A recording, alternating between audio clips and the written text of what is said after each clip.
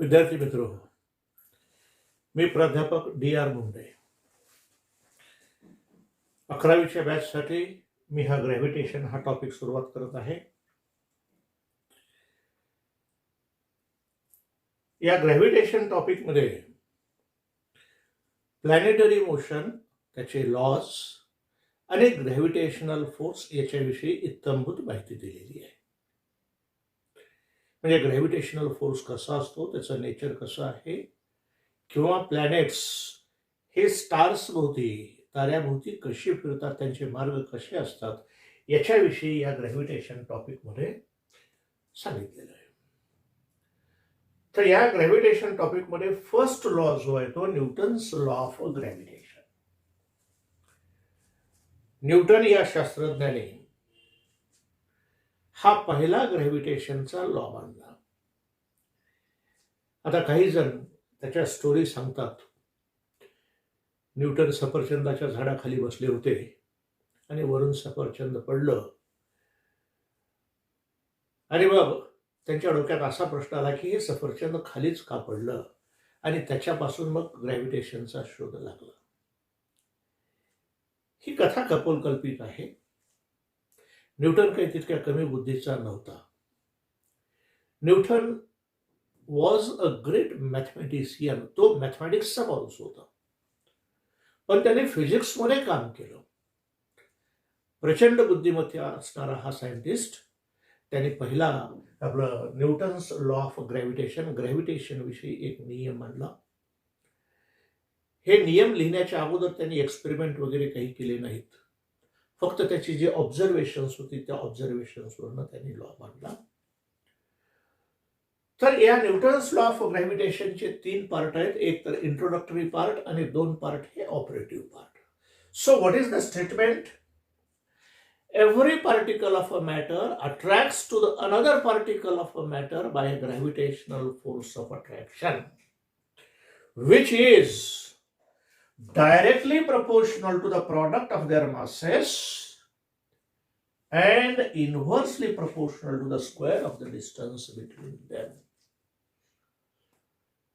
म्हणजे ज्या 2 massive bodies आहेत, युनिव्हर्स मधल्या ज्या 2 मासिव्ह बॉडीज आहेत, त्यांच्या मासेसच्या समप्रमाणामध्ये तो ग्रॅव्हिटेशनल फोर्स ऑफ अट्रॅक्शन असतो. डायरेक्टली प्रपोर्शनल म्हणजे समप्रमाण, इनव्हर्सली प्रपोर्शनल म्हणजे व्यस्त प्रमाण. व्यस्त प्रमाण म्हणजे ती फिजिकल क्वांटिटी इन्क्रीज झाल्यानंतर दुसरी फिजिकल क्वांटिटी डिक्रीज होते, त्याला आपण व्यस्त प्रमाण असं म्हणतो. So Newton's law of gravitation says that every particle of matter. आता या स्टेटमेंटमुळे थोडासा डोक्यात गोंधळ होऊ शकतो. एव्हरी पार्टिकल ऑफ मॅटर याचा अर्थ प्रत्येक बॉडीचा पार्टिकल नाही. प्रत्येक बॉडी ही पार्टिकल साईज कन्सिडर केल्यामुळं त्याने एव्हरी पार्टिकल ऑफ मॅटर असं लिहिले. म्हणजे ह्या न्यूटनच्या नियमानुसार सूर्य सुद्धा हा पॉइंट मास आहे, पृथ्वी सुद्धा पॉइंट मास आहे, असं त्यांनी गृहीत धरलेलं आहे. So every particle of a matter attracts to the another particle of a matter by a gravitational force of attraction, which is directly proportional to the product of their masses and inversely proportional to the square of the distance between them. हा जो त्या 2 body मधला जो gravitational force of attraction आहे, तो त्या मासेसच्या समप्रमाणात आहे. म्हणजे समजा या बॉडीचं मास, बॉडी एचं मास वाढवलं किंवा बॉडी बीचं मास वाढवलं तर ग्रॅव्हिटेशनल फोर्स वाढतो. पण या 2 बॉडी मधलं जर अंतर वाढवलं तर ग्रॅव्हिटेशनल फोर्स कमी होतो. म्हणून इनव्हर्सली प्रपोर्शनल. नुसतं इनव्हर्सली प्रपोर्शनल नाहीये, inversely proportional to the square of the distance between them. या अंतराच्या वर्गाच्या व्यस्त प्रमाणात, inversely proportional to the square of the distance between them.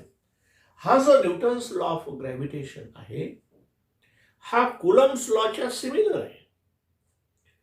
Coulombs law आणि न्यूटन्स लॉ ऑफ ग्रॅव्हिटेशन या दोन्हीची स्टेटमेंट, ऑपरेटिव्ह पार्ट हे जवळपास सारखेच आहेत. हे दोन्हीही इनव्हर्स स्क्वेअर लॉ आहेत. इन्व्हर्स स्क्वेअर लॉ म्हणजे अंतर दुप्पट झाले की तो फोर्स चौपट कमी होतो. मग तो ग्रॅव्हिटेशनल फोर्स असेल किंवा इलेक्ट्रोस्टॅटिक फोर्स असेल. फक्त फरक इतकाच आहे की इलेक्ट्रोस्टॅटिक फोर्स मध्ये फोर्स ऑफ अट्रॅक्शन आहे, फोर्स ऑफ रिपल्शन आहे, पण ग्रॅव्हिटेशनल फोर्स मध्ये फक्त फोर्स ऑफ अट्रॅक्शनच आहे, फोर्स ऑफ रिपल्शन नाही. So Newton's law of gravitation states that every particle of a matter attracts to the another particle of a matter by a gravitational force of attraction. So this is introductory part, which is directly proportional to the product of their masses and inversely proportional to the square of the distance between them. अशा प्रकारे हा Newton's law of gravitation hai. So we will consider two bodies, body A and body B. M1 is the mass of body B and M2 is the mass of M1 is the mass of body A and M2 is the mass of body B. These two bodies A and B are kept at a distance R, and this body attracts to this body and this body attracts to this body. या दोन्ही bodies एकमेकाला परस्पर attract करायला लागलेले आहेत. And F is the gravitational force of attraction between two bodies A and B. So here let M1 is the mass of a body A, M2 is the mass of a body B, F is the gravitational force and R is the distance between two bodies A and B, and G is the universal gravitational constant. हा proportionality constant आहे, तो आपण नंतर पाहू. So from this statement याचे जे operative part आहेत त्याच्यावरून आपल्याला इक्वेशन्स लिहिता येतात. पहिला ऑपरेटिव्ह पार्ट काय याचा? Directly proportional to the product of their masses. So gravitational force is directly proportional to the product of their masses, that is M1 into M2. So this is equation number 1. म्हणजे या first operative part वरनं एक equation तयार झालं. F is directly proportional to M1 into M2. The second operative part काय? Inversely proportional to the square of the distance between them. So gravitational force is inversely proportional to, त्याला 1/r² म्हणायची गरज नाही, तसं म्हणणं ते चुकीचं आहे. So gravitational force is inversely proportional to the square of the distance between them. So if we combine these two equations we will get a third equation. So F is directly proportional to M1 into M2 divided by r². So this equation shows that gravitational force is directly proportional to product of their masses and inversely proportional to the square of the distance between them. अशा प्रकारे आपल्याला equation number 3 मिळालं. Equation number 3 मिळवण्यासाठी आपण equation number 1 आणि equation number 2 combine केले. So F is equal to G into M1 into M2 upon r², here where G is a universal gravitational constant. G is a proportionality constant. म्हणजे gravitational force आणि मास, gravitational force आणि distance या दोन्हीची मिळून जी एक proportionality constant तयार होतो, तो प्रोपोर्शनॅलिटी कॉन्स्टंट हा जी आहे त्याला आपण युनिव्हर्सल ग्रॅव्हिटेशनल कॉन्स्टंट असं म्हणतो. आता या शब्दाचा अर्थ काय? युनिव्हर्सल ग्रॅव्हिटेशनल कॉन्स्टंट म्हणजे आपण या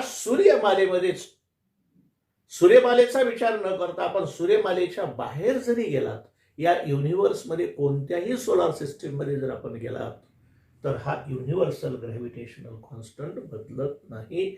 तो कोणत्याच पॅरामीटरवर अवलंबून नाही. ना प्लॅनेटच्या मासेसवर अवलंबून आहे, ना प्लॅनेटच्या डिस्टन्सवर अवलंबून आहे.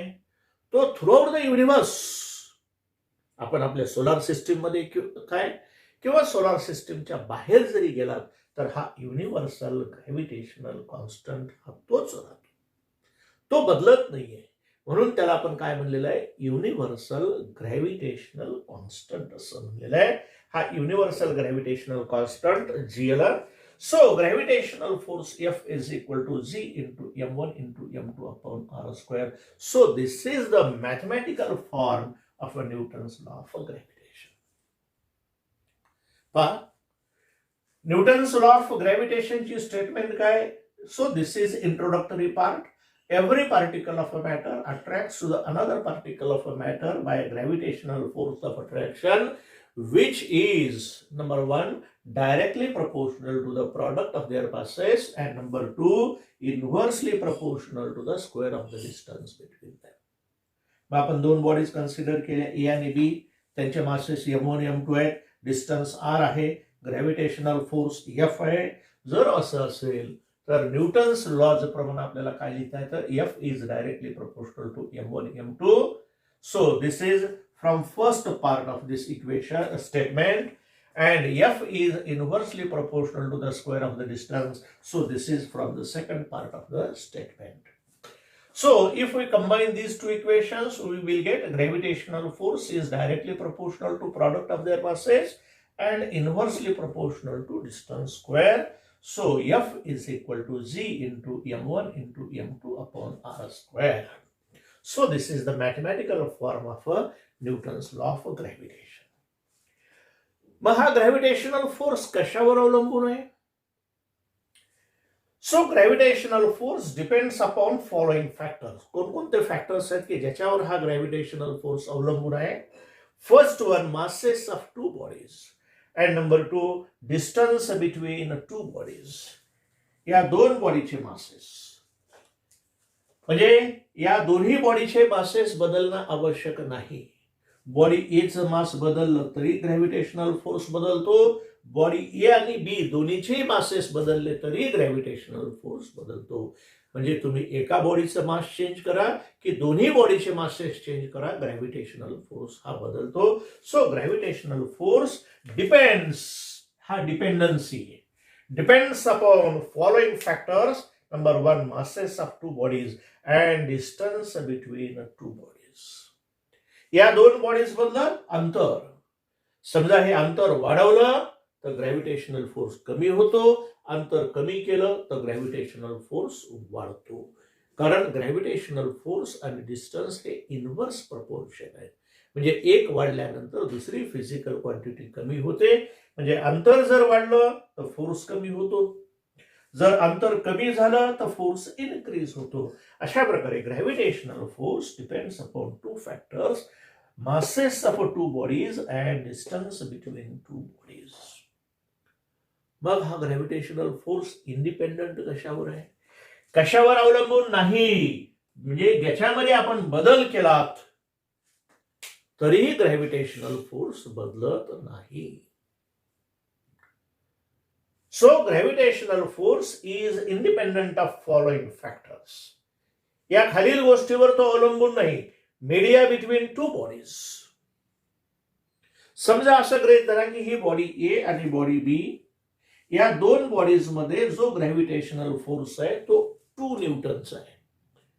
It's a magnitude is 2 Newton. Let the gap between these two or space between these two bodies is filled by another media. समजा ह्या दोन बॉडीज ए आणि बी आपण पाण्यामध्ये तितक्याच अंतरावर ठेवल्या, तरीही पाण्यामध्ये ठेवल्यानंतर सुद्धा त्या दोन बॉडीज मधला gravitational force of attraction 2 Newton इतकाच असेल. म्हणजे या बॉडी ए आणि बी मधलं जे मीडिया असेल ते एअर मीडिया असेल किंवा वॉटर मीडिया असेल किंवा आणखी कोणतं मीडिया असेल, मीडिया बदललं तरी ग्रॅव्हिटेशनल फोर्स बदलला का नाही. म्हणून gravitational force is independent of media between two bodies.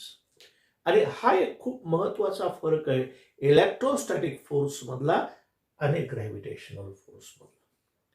Electrostatic force depends upon the media between two charges, but gravitational force is independent of the media between two bodies और to masses. Then number 2, size and shape of the two bodies. आपल्याला या बॉडीचे masses महत्वाचे आहेत. मग ते masses कोणत्या geometrical शेपचे आहेत, मग ते स्पेरिकल आहेत का क्युबिकल आहेत, याचं काहीही देणं घेणं नाही. हे दोन मासे स्पेरिकल असतील तरी तितकाच फोर्स आहे, हे दोन्ही मासेस क्युबिकल असतील तरी तितकाच फोर्स ऑफ अट्रॅक्शन असेल. Force of attraction do not depends upon the geometrical sizes of the two bodies. आणि यासोबतच साइजेस अँड शेप्स असं म्हणलेलं आहे. म्हणजे समजा हा सॉलिड स्पियर आहे, त्याला आपण हॉलो स्पियर केला आणि मोठा आकार करून ठेवला इथं. त्याचा आकार मोठा झाला म्हणून त्याचं मास बदललं का? मास बदललं नाही. म्हणून या दोन बॉडीज मधला ग्रॅव्हिटेशनल फोर्स तोच राहील. जोपर्यंत या दोन बॉडीचे मासेस सेम आहेत तोपर्यंत तो ग्रॅव्हिटेशनल फोर्स सारखा राहतो, बदलत नाही. आणि तिसरा जो पार्ट आहे, डेन्सिटीज ऑफ टू बॉडीज. समजा हे दोन लोखंडाचे स्पियर ठेवले, समजा 1-1 किलोग्रॅमचे, आणि त्या दोन्ही मधला फोर्स ऑफ अट्रॅक्शन हा एक्स आहे. किंवा तुम्ही काही गृहीत धरा, 1 न्यूटन, 2 न्यूटन, 5 न्यूटन इतका ग्रॅव्हिटेशनल फोर्स गृहीत धरा. समजा एक स्पियर आपण काढला आणि त्या ठिकाणी आपण कापसाचा एक स्पियर असा घट्ट करून, पण त्याचं वस्तुमान, त्याचं मास 1 किलोग्रॅम आहे, तो कापसाचा स्पियर ठेवला. नो डाऊट कॉटनची डेन्सिटी, कापसाची डेन्सिटी आणि लोखंडाची डेन्सिटी याच्यामध्ये फरक आहे. इथं मटेरियल चेंज झालं म्हणून ग्रॅव्हिटेशनल फोर्स ऑफ अट्रॅक्शन बदलत नाही.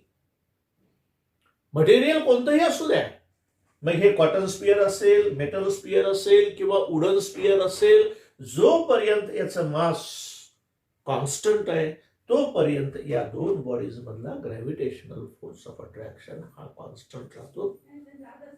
So we can say that gravitational force is independent of the following factors. There is no change in the gravitational force if we change the following quantities. The media between two bodies, दोन bodies मधला media बदलला तरी gravitational force बदलत नाही. दोन बॉडीचे size मध्ये बदल झाला किंवा शेप मध्ये बदल झाला तरी ग्रॅव्हिटेशनल फोर्स बदलत नाही. आणि त्या बॉडीच्या डेन्सिटी जरी बदलल्या तरी एक बॉडी, एक मटेरियलची ऐवजी आपण दुसऱ्या मटेरियलची बॉडी ठेवली तरीही त्या दोन्ही मधला ग्रॅव्हिटेशनल फोर्स हा बदलत नाही, जोपर्यंत त्यांची मासेस बदलत नाही. तर अशा प्रकारे हा न्यूटन्स लॉ ऑफ ग्रॅव्हिटेशन आहे. तर हा जस्ट इंट्रोडक्टरी पार्ट घेतला मी. असं अल्टरनेट डेला काय करेन मी, तुम्हाला अगोदर याचा स्नॅपशॉट देईन, स्क्रीनशॉट दिल्यानंतर तुम्हाला तुमच्या याच्यावर ते स्क्रीनशॉट पाठवला जाईल. आणि मग स्क्रीनशॉट पाठवल्यानंतर तुम्ही तो वहीमध्ये लिहून काढायचा. लिहून काढल्यानंतर दुसऱ्या दिवशी तुम्हाला पिरियड हा लेक्चर घेईन मी, ते स्क्रीनशॉट किंवा ती वही समोर ठेवायची आणि माझं लेक्चर अटेंड करायचं. तुमच्याकडे नोट्स होतात आणि शिकवणं सुद्धा होतं. तर अशा प्रकारे आपण ते कंडक्ट करणार आहे.